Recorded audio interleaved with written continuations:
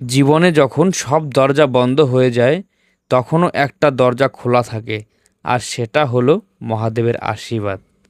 ওং নমঃ শিবায়। আজ আমার 100 দিনের চ্যালেঞ্জের 13 দিন কমপ্লিট হতে চলছে।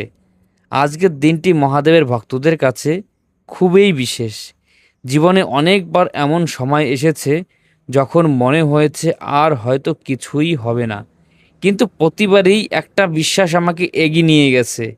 মহাদেব যা করেন ভালোর জন্যই করেন। আজ আমি মহাদেবের কাছে শুধু একটি প্রার্থনা করি, আমাকে যেন সঠিক পথে চলার শক্তি দেন। অহংকার নয়, ধৈর্য দেন।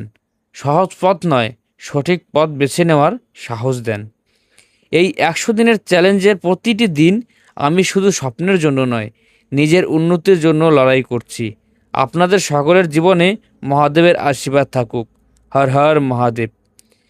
দেখা হবে আবার আগামীকাল 14 নম্বর ভিডিওতে। তত সময় আপনারা সবাই রথিন মণ্ডল ফেসবুক পেজটিকে ইউটিউব থেকে দেখে থাকলে সাবস্ক্রাইব করে রাখবেন, আর ফেসবুকে দেখে থাকলে চ্যানেলটাকে পেজটাকে ফলো করে পাশে থাকবেন। আবার দেখা পরবর্তীতে। ততক্ষণ ভালো থাকবেন, সুস্থ থাকবেন। Tata, bye bye.